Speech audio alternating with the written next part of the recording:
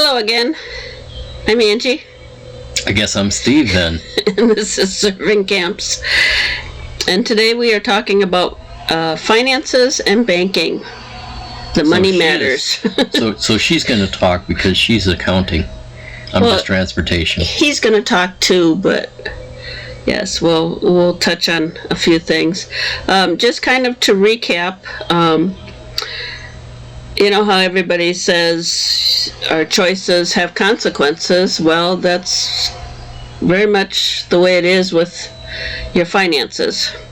Everything that you choose has a consequence on your finances in one way or another. In recapping, the past few instructional videos, for example, when we covered residency and mail, we chose to take the less expensive form of forwarding versus some mail forwarding companies will actually scan your emails or scan your letters that you get, and but they'll charge you a fee to do that, or they'll charge you a fee for how you get your mail when you forward it. So that is one way. The campground memberships, we purchased those were more of an investment, because then we're not paying the fees when we stay at the campgrounds that we choose to stay at. There are some in the state of Minnesota, or for example, we have one night at a campground here in Michigan because we're visiting family and friends that are going to be at that campground. We pay the fee because we want to keep up the relationship and be there for a longer time. Our health insurance coverage. When we do the healthcare sharing, we're not in a network. We can choose any doctor that we want. We can go to a specialist without having the prerequisite of a recommendation from our primary care doctor. Also, the healthcare sharing that we currently are on, Christian Healthcare Ministries, we chose that to save money because it gave us more options, more coverage, more reimbursable items for less amount of money each month. And then the other thing is planning our route. We often try and go as direct as possible, but if there's family and friends that we want to see that we haven't seen for a long time, we will divert our route to get to visit them. But that costs in additional fuel because we're driving. But then we often do not do expensive items. We don't do expensive activities like going to a lot of museums or a lot of amusement parks or things like that. We tend to gravitate more towards the free or low-cost items. So, that's kind of how things will affect your finances. It's different than living in a stick and brick house because we're not paying utilities, but we have fuel costs. As often as you want to move your home, it's going to cost you in fuel costs.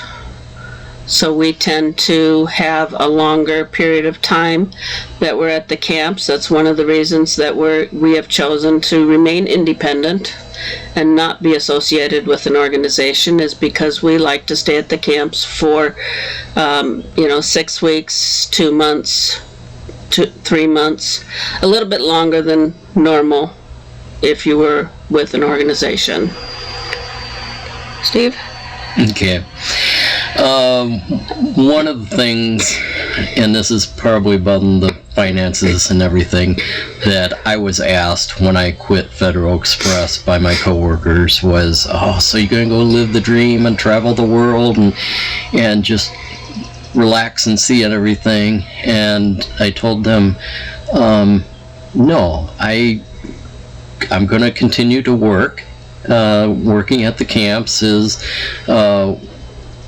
what I consider oftentimes physical labor sort of thing, but it's not under the stopwatch of the clock sort of thing. And who knows, maybe in 3 or 4 months that'll change. Future knows better than I. But it is the sort of thing to where they had the envision of sitting on the beach, drinking, playing golf, going to amusement parks and all that sort of thing. And so... continuously traveling. Right. And it's, as I told them, if somebody has an unlimited bank account, they could probably do that. But we knew we did not. We had the finances that we had, and we had to sparingly use them the way that God wanted us to. And He has done that greatly. And one of the ways that we are very blessed in keeping our finances down is an example of the 2 camps that we have been serving at, one that we're at now and one we're going back to. They do, for the volunteerism and the staff, provide meals, and so we're blessed to be asked to join them, sort of thing. And during those time periods that we do that, our food cost goes down greatly. We were just at the grocery store the other day, and there was a great difference in what we bought versus when we are transitioning. Yep. Sort of thing. Other things, as we talked about before, if you're at a regular campground, in the campground fee, normally there is the utility hookups, the water, sewer, and electrics that are added to that fee. Sometimes, as some of you probably full-timers know, if you're at a campground, a seasonal person, then, where you're there a month, 3 months, 6 months, they will meter your electric bill. And they'll give you a small kilowatt hour amount while you're there, and if you go over it, they'll charge you for the electricity.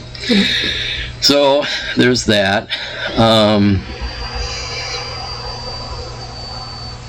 And it also gives us, being at the camps, it gives us, during the times off, being that generally we work Monday, Tuesday, Wednesday, sometimes Thursdays, gives us Friday, Saturday, Sunday to go visit places, visit people, see their surroundings around us when we're at the camps. So those are the reasons why we do that.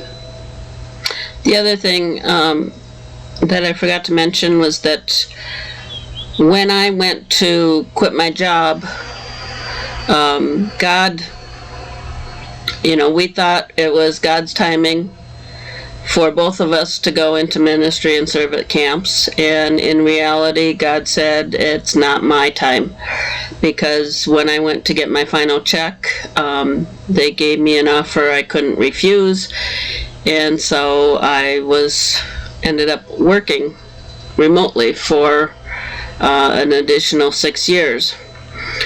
But the blessing of that was that we were able to stash away more in our savings, and we were also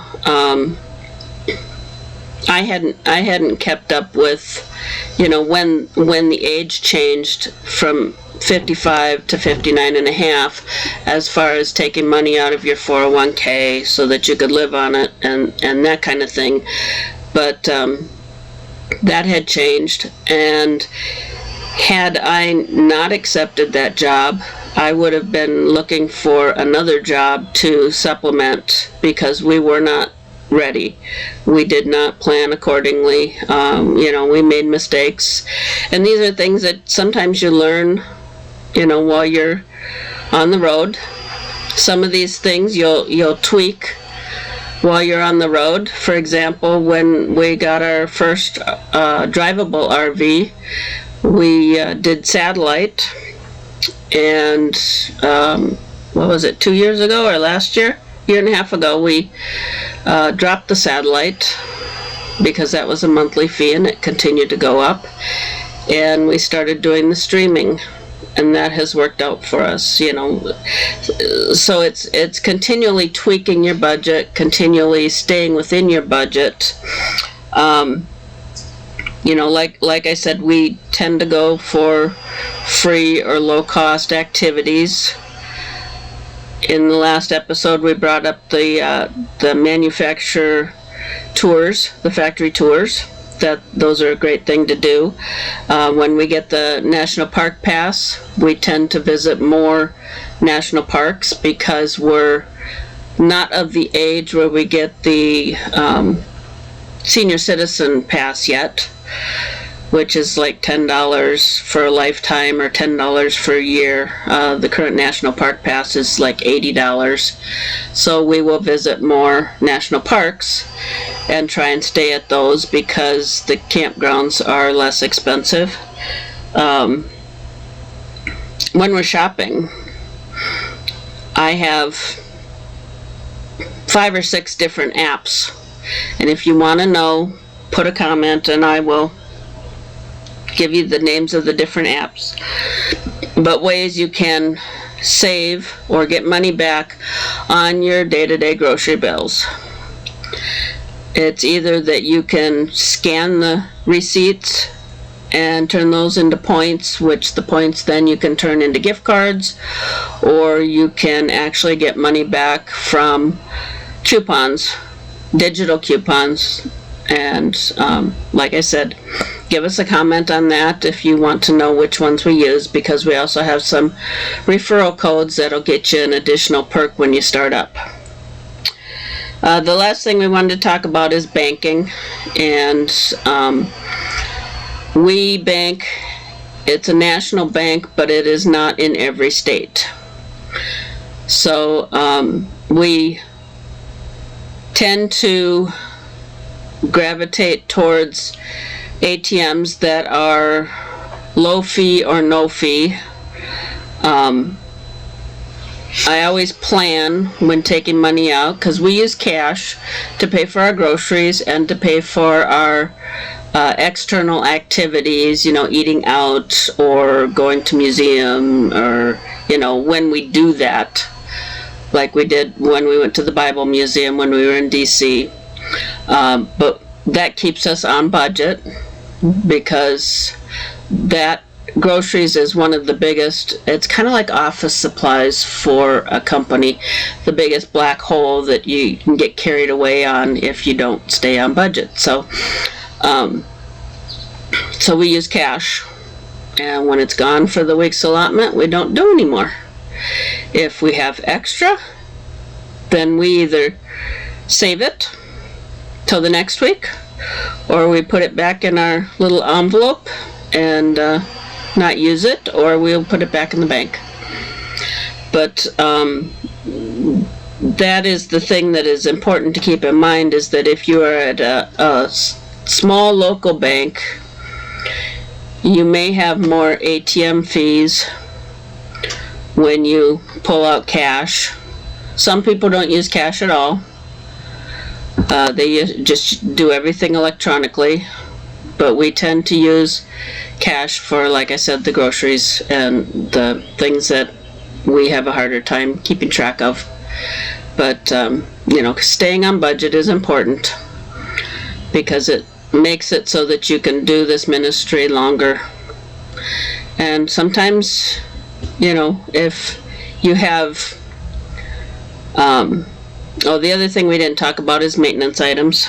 You're always going to have maintenance items on your RV, and so some of that cash could go towards those maintenance items. But yeah, God always keeps us going, keeps our accounts full, and keeps things within budget, and it's a wonderful thing. So give us a thumbs up, like us on YouTube, subscribe, and share us with your friends. Thanks.